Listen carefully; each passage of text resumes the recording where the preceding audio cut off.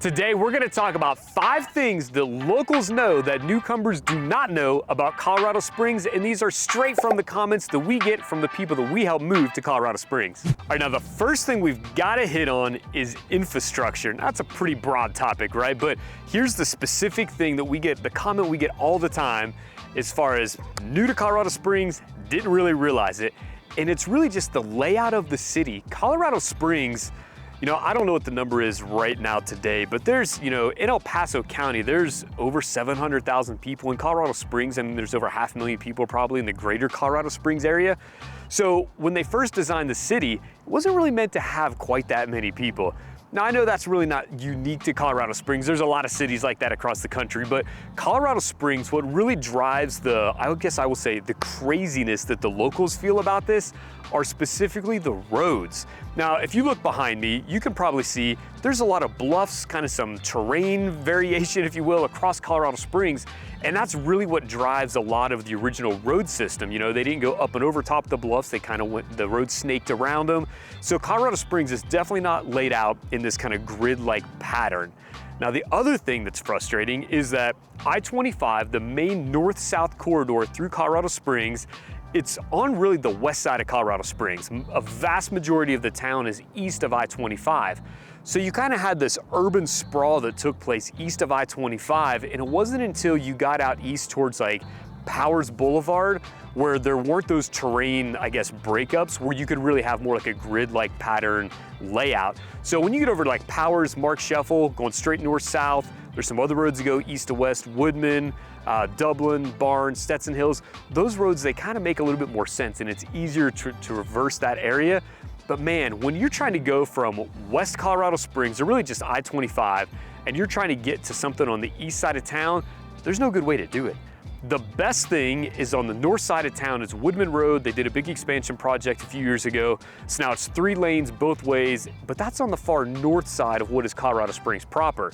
So then you've got from Woodman all the way through downtown, kind of like the older part of Colorado Springs, downtown, all the way to the south side of town, and there's really no good way to get east to west. So you've got Platte, which runs right through downtown, a ton of stoplights, stop and go traffic the whole time. It's kind of terrible.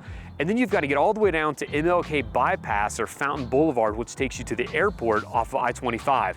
So you've got this huge space in between that there's just no good way to get east and west. And I'm telling you, it might not sound, you're probably thinking, Chris, that's really not that big of a deal. It's the same thing in my town. I'm telling you, people, when they move to Colorado Springs, and especially the locals that have been here a long time, they know huge frustration. The infrastructure and the way the city was laid out was not made for this many people. All right, the next one. This one tricked me whenever I moved to Colorado Springs some 20 years ago now. And it's that most homes in Colorado Springs do not have air conditioning. And people, locals that have been here, I'm talking original locals, been here for a long time, their whole lives, they say, you don't need air conditioning. It's only hot like 3 weeks out of the summer. Those are lies. Do not believe them. My first house here in the Springs, no air conditioning. Every house since then, definitely air conditioning. And it's one of those things like the newer houses, like we're in kind of a little bit newer area right now. All these houses, whenever you do a new build now, it's gonna be an option to add air conditioning, and I would say probably 80% of people do. But I'm talking about those homes built in the, from probably, I would say 2000, before that, no air conditioning, you gotta get it retrofitted. So that's just, it's a big thing that whenever clients of ours come to Colorado Springs, especially if they're coming from the southeast or really the southwest, most parts of the country that people are moving to the Springs from, they just assume there's gonna be air conditioning in every house, and you gotta remind them about that because they're not even thinking about it. Or they're gonna build a house and they just assume that it's gonna come with air conditioning. It's not. You gotta add the AC. And like I said, the fact that when people say you only need it 2 to 3 weeks, whatever, 4 weeks out of the year, not true at all. I'm telling you, man, from June 15th until September, you're gonna want air conditioning. It's all lies, don't believe them. So you're coming to Colorado, and you're thinking, man, I'm gonna be skiing every day of the winter because I'm in Colorado. That's what you do in the wintertime, right? Is you ski. This is true, but locals know that when you're in Colorado Springs, you're not right next door to the ski resorts. The closest ski resort, I would say, is 2 hours. A lot of variation there depending on traffic and other stuff, but you're really 2 hours from a major ski resort. I would say Monarch, which is outside of Salida, so just up Monarch Pass, outside of Salida, so southwest of Colorado Springs. is about 2 hours. And then when you get up into Summit County, which is where a majority of the ski resorts in Colorado are, from Breckenridge, Keystone, and A Basin, you're about 2 to 2.5 hours from those resorts, depending on where you're at in Colorado Springs. And then also, like I said, depending on drive time. You know, a lot of people don't think about how busy it gets whenever you're driving to the ski resorts. A big bonus for Colorado Springs though, is that you can go what us locals call the back way, which is you go up Highway 24 through Woodland Park, you cut up Highway 9 to 285 and over Hoosier Pass, it drops you into the backside of Breckenridge. Very, very little traffic compared to I-70. When you go up I-70, so you go north to Denver and you go west out of Denver on I-70, man, that place just, it can become a parking lot. It's like one tiny little accident in the wintertime on a Sunday afternoon, and it's just miserable. You sit there for, I think the longest it's taken me, one time I left Breckenridge and it took me 6.5 hours to get home. And it really, like, if there's no traffic, it's a 2-hour drive. So I avoid that area. I definitely go the back way, but just a big thing to remember is yes, do the winter sports, come to Colorado to do those things, but remember, not all of Colorado is in the mountains. Colorado Springs is awesome because we got Pikes Peak right here. Feels like you're right up against the mountains, but it's still that 2-hour drive to get to the ski resorts. All right, so the fourth thing that I gotta make sure we mention is the food scene. And this is, man, I'm telling you, like, as a new person to Colorado Springs, now especially if maybe you lived here 15, 20 years ago, or maybe you've got an aunt, uncle, somebody you know lived in Colorado Springs a while ago, maybe even like 5 years ago, they're probably telling you, man, Colorado Springs is chain restaurant central. There's no good food. It's all pretty terrible. And I gotta admit, when I moved here in 2005, that was exactly the case. It was Chili's, Applebee's, Burger King, like all like the fast food places, and then like the major national chains. And that's all there was. There were a couple restaurants here and there, but like downtown, but nothing really to write a home about. But that has changed, and the locals know that the food scene in Colorado Springs is actually pretty legit. Like right now, we're in a place called Kawadi. It's right on Tejon Street.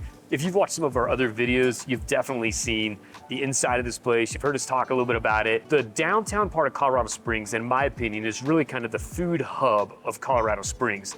And the restaurants are the places that I really think of. Now remember, I live way north of town out in the Black Forest. So there's not as many there's just not as many options out in that area, obviously, as what there are downtown.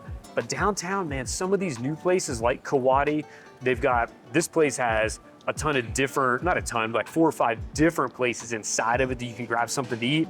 One of them is like a Korean street food. You can get bulgogi beef over top of French fries. Delicious, definitely my favorite thing at Kawadi. But then you've got some really nice places too downtown, like on North Tejon, kind of north of the main central downtown part. You've got a place called 4 by Brother Luck. Brother Luck is a local person in Colorado Springs who's actually on the Food Network. Can't remember if he won a show or exactly what it was, but he was on the Food Network. Amazing chef. He's got a really nice restaurant up there. You've got the classic staples if you want a steakhouse of the Famous and McKinsey's. Those have been here for a while downtown.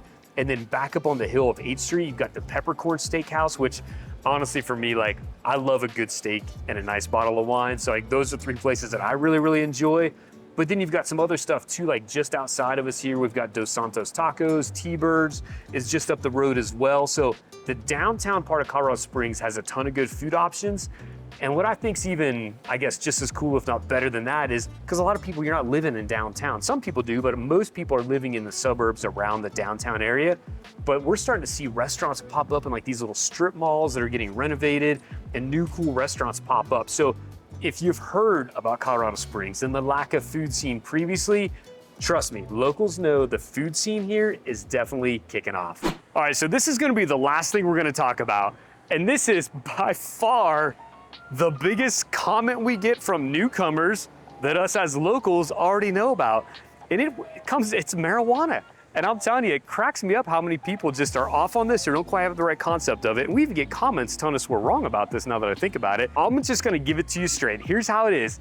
All of the marijuana shops inside the Colorado Springs city limits are medicinal. So you have to have your medicinal marijuana card to buy anything there.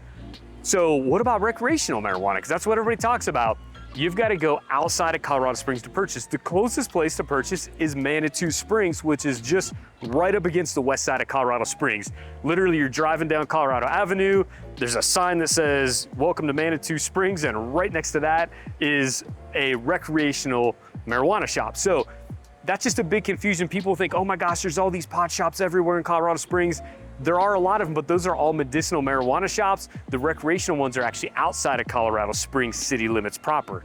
Now that being said, you can go purchase in Manitou Springs or down in Pueblo, and you can certainly bring it anywhere in Colorado Springs, and you can partake of recreational marijuana. It's just that you can't purchase it in Colorado Springs. It's a big distinction people get mixed up on, and I think a lot of people, when they first come here, they're upset by it. So anyway, that's the real breakdown on what apparently is the most important one, because we get a lot of comments on it, is where are the marijuana shops and how can I buy, where can I buy, and how does it all work? So that's something that locals know. Newcomers are still trying to figure out a little bit, I think. So those have been just five, I think we did 5 things that locals know that newcomers don't know about Colorado Springs. Like I said, these are really based on just kind of things that we hear from people and help people that we help move to Colorado Springs. So if you're thinking about a move to Colorado Springs, or if you just have any more questions, definitely hit us up in the comments, call, text, email. We're gonna do whatever we can to help you out. And if you have some more interest in overall Colorado Springs, definitely check out our ultimate driving tour we just did. We hit every single part of the greater Colorado Springs area, give you some great information. Again, if you're thinking about maybe heading this way.